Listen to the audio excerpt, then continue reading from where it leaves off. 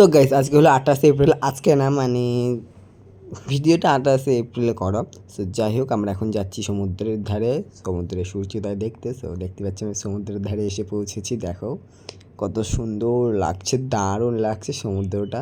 তোমরা কারা কারা পুরীতে এসেছো আগেও বা কারা কারা আসতে চাও আমাকে অবশ্যই কমেন্টে জানাও। আর পুরী জায়গাটা হেবি সুন্দর, তোমরা আসো।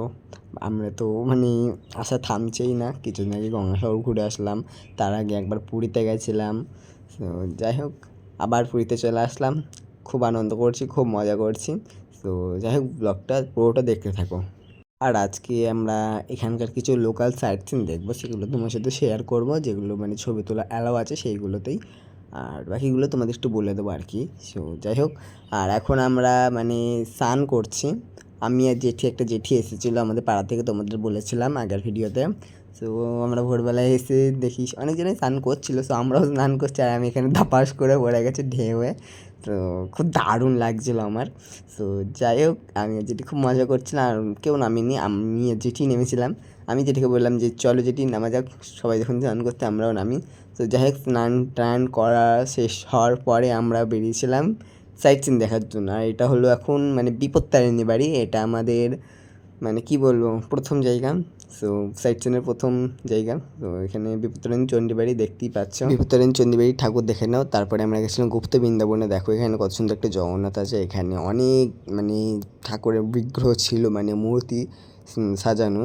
সো যাই হোক আমার তো খুবই ভালো লাগছিলো এই জায়গাটা, আমার সব থেকে বেশি ভালো লেগেছে, দারুণ লেগেছে এই জায়গাটা।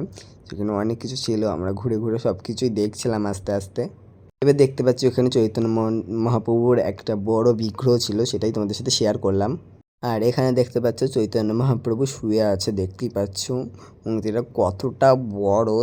তাহলে আসলে চৈতন্য মহাপ্রভু কতটা লম্বা ছিল তোমরা কল্পনা করো।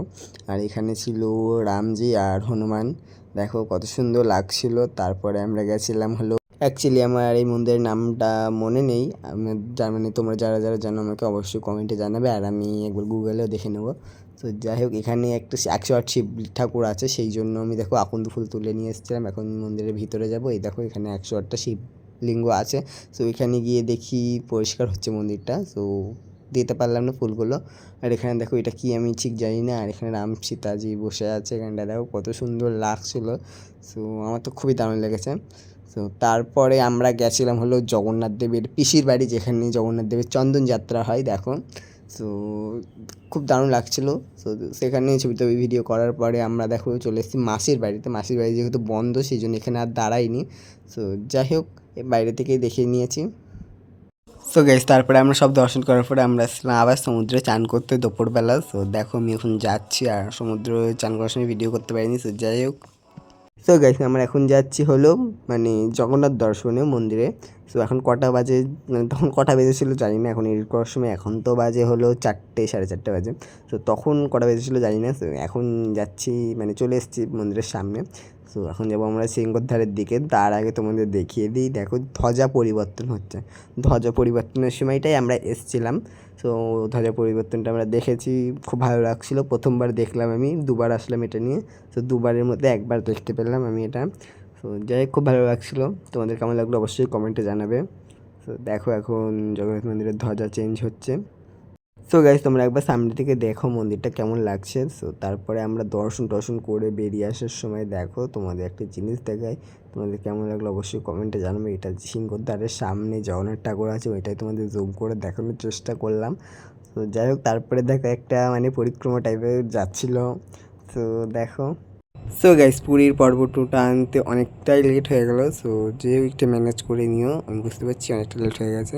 সো যাই হোক, তো গাইস তারপরে আমরা এসেছিলাম হলো সি বিচের ধারে। এটা দেখো বিচ মার্কেট কতটা সুন্দর লাগছে একবার দেখো। তারপরে দেখো সমুদ্রের ধারে চলে এসেছিলাম একদম। সো কেমন লাগছে অবশ্যই কমেন্টে জানাবে। আর এটা দেখো কী ঠাকুর, এটা আমি ঠিক জানি না। সো যাই হোক ব্লগটা এফডি যদি ভালো লাগে অবশ্যই লাইক কমেন্ট শেয়ার এবং সাবস্ক্রাইব করে পাশে থাকবে। আর ভিডিওটা ইন্ট্রো শেষ করা হয়নি, সো কিছু মনে করো না, একটু ম্যানেজ করে নিয়ে। So tata.